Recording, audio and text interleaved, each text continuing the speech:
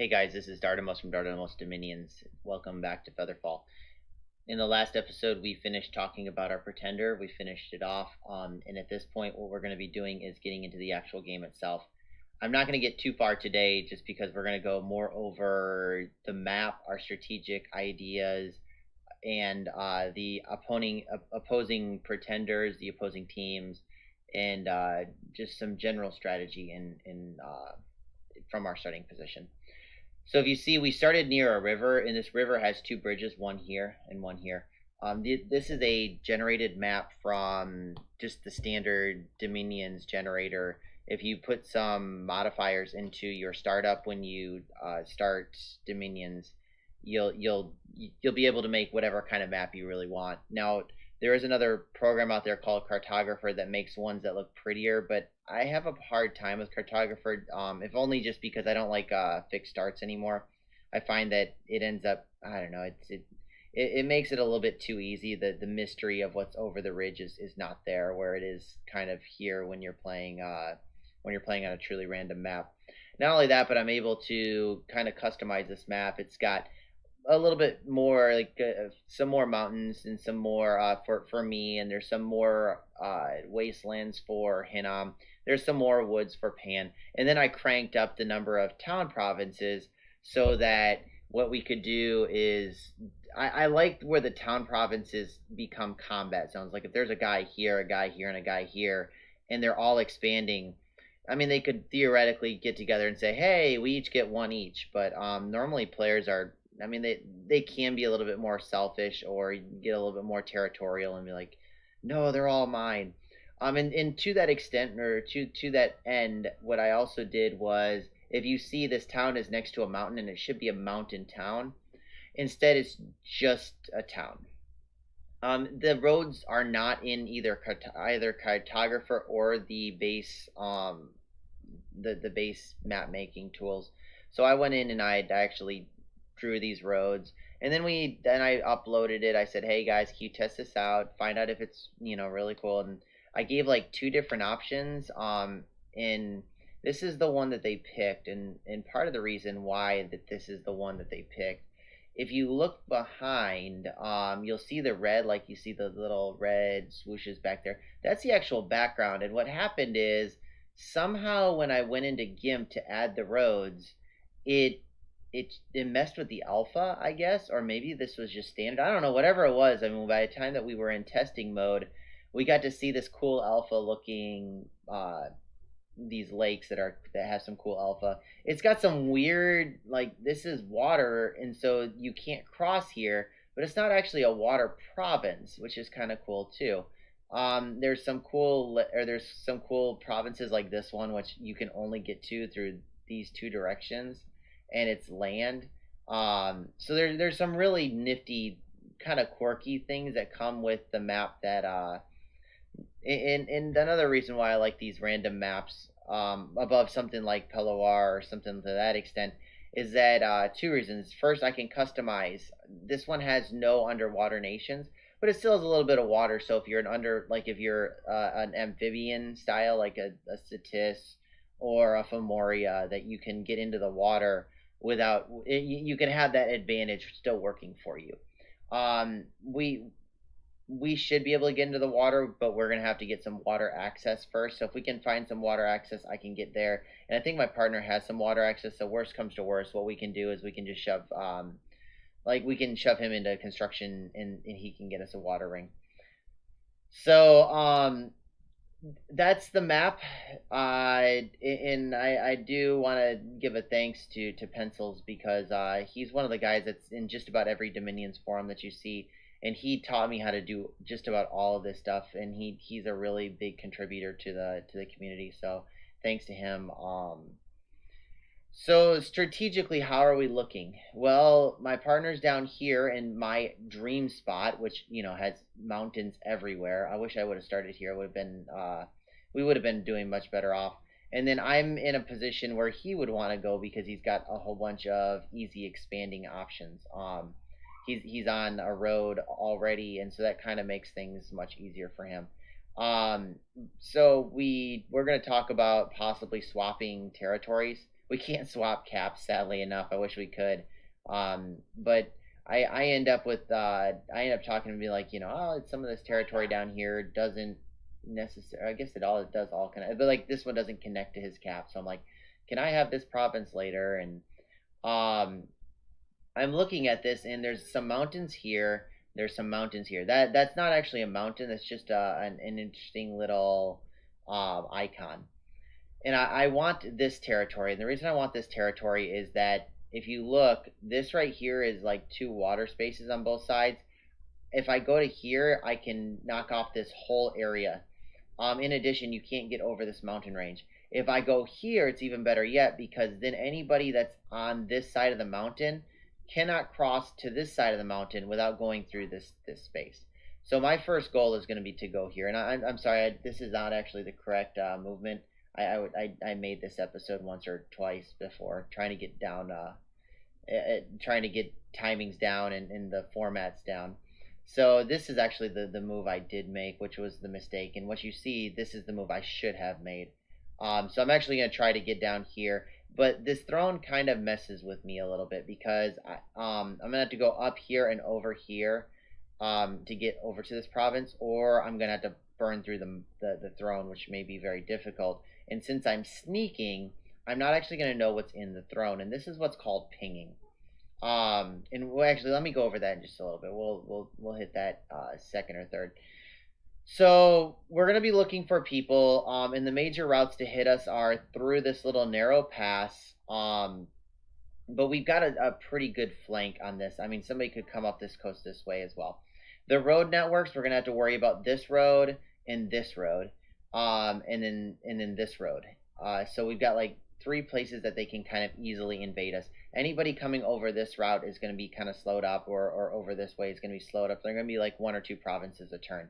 With this one, like my Dione, I've seen them on the roads move from, I think it was like from here to here, or something like ridiculous, where it was like 4 provinces or 5 provinces a turn.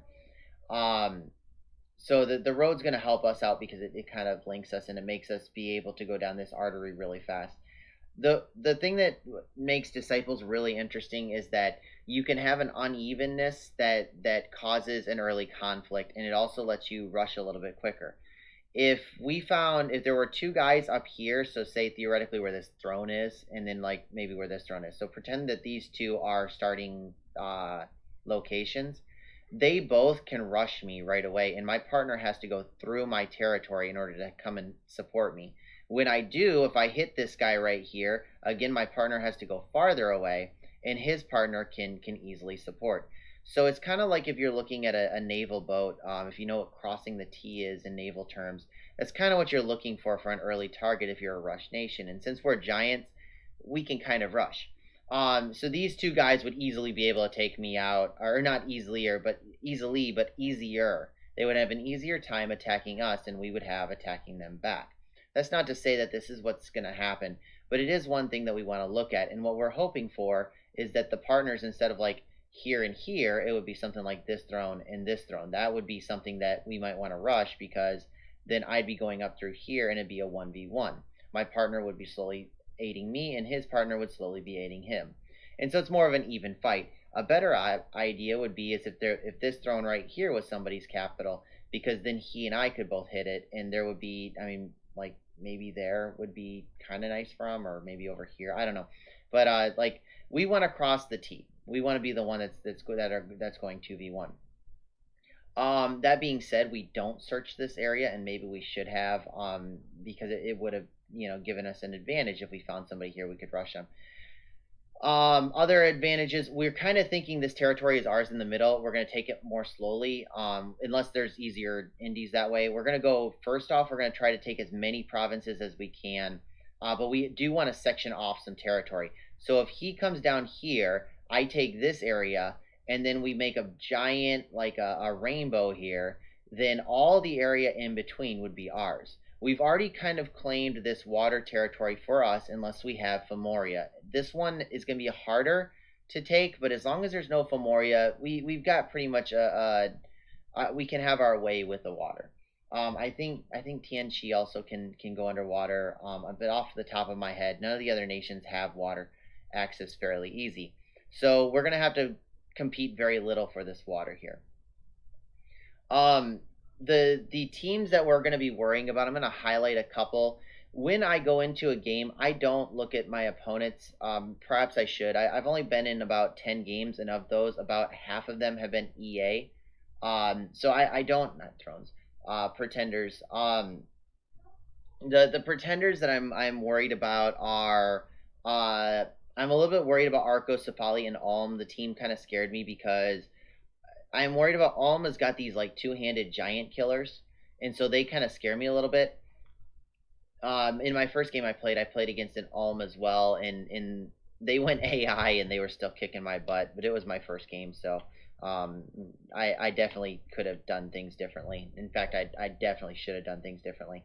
About the fourth time that I failed my assault in an AI castle, I figured it out, and I probably should have had that from the beginning.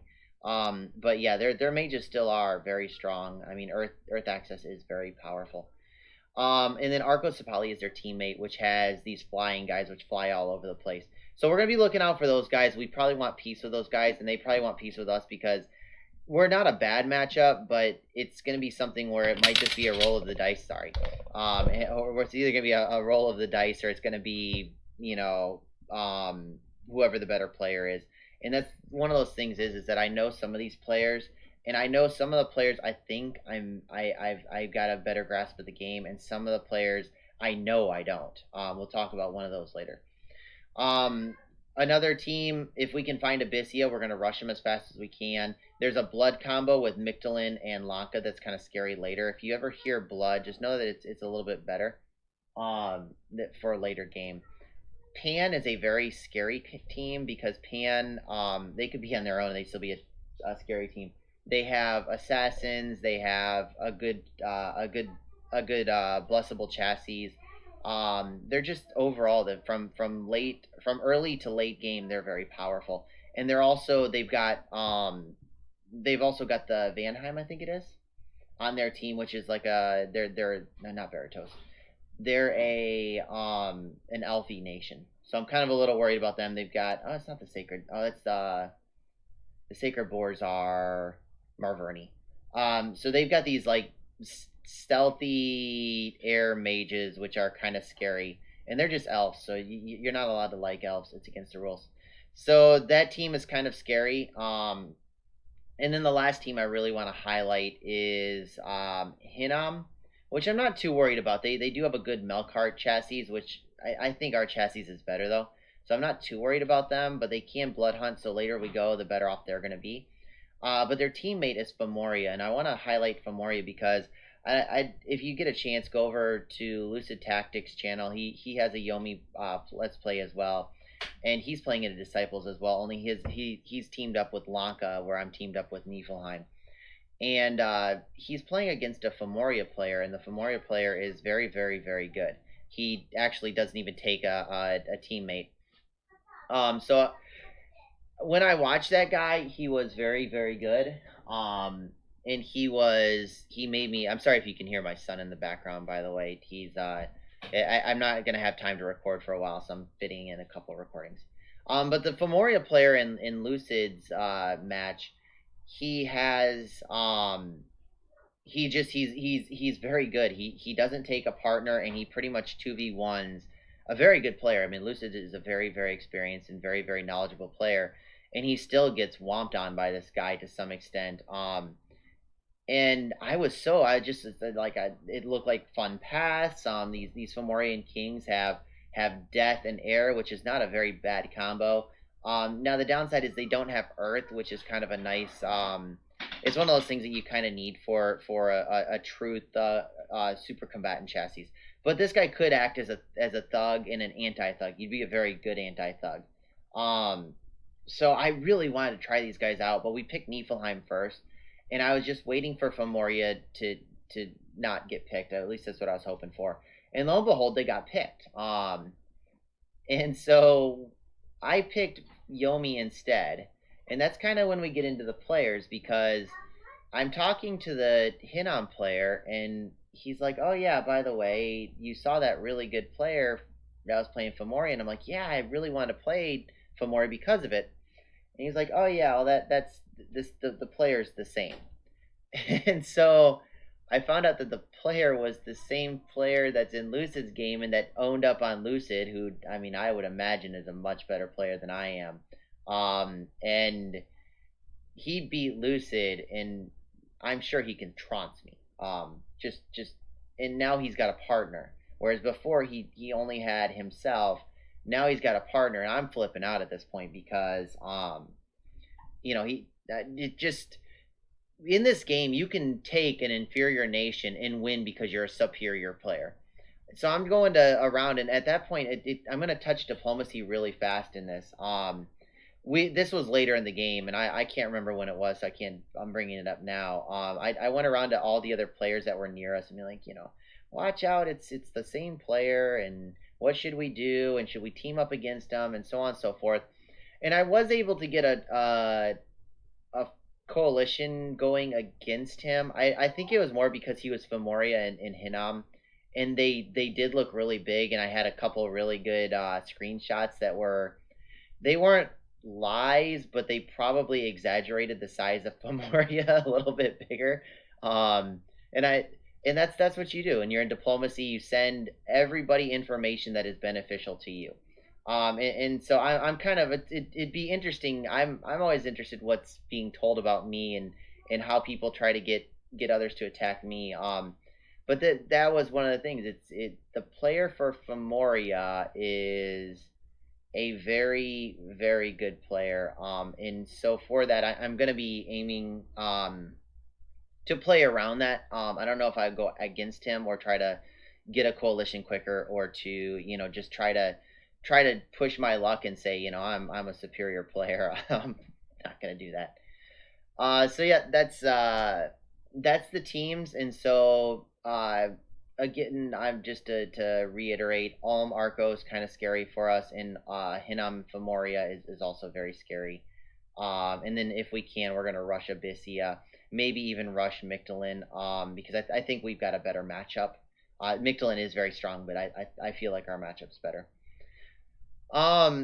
That being said, let's talk about victory points. So we're looking around the map and we're seeing, like, I got 1, 2, 3 right next to me, and my partner's got 1, 2, 3 next to him. And in order to win, you need 6 thrones. They're all worth 2. And so we've got a really good chance that if we're doing very well, that we can go for an early victory and just throne rush it. It is kind of risky, but the last game that we played, we were successful in a throne rush. We actually had lost 2 wars, and just as we conceded just swaths of territory, but we kept the throne. And the turn before the war ended, we told the guys, like, we're going for we're trying to get better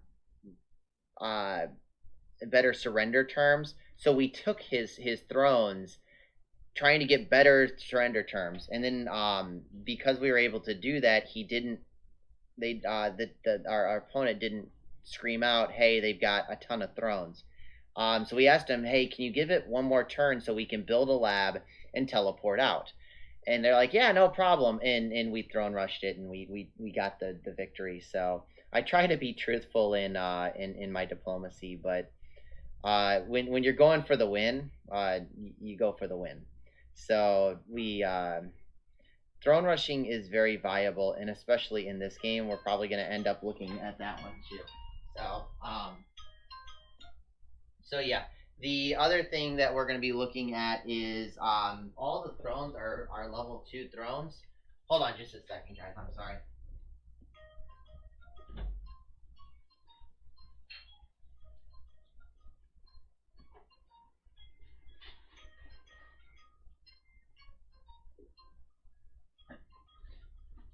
Sorry about that. Okay, so the level 2 thrones, I like them very well.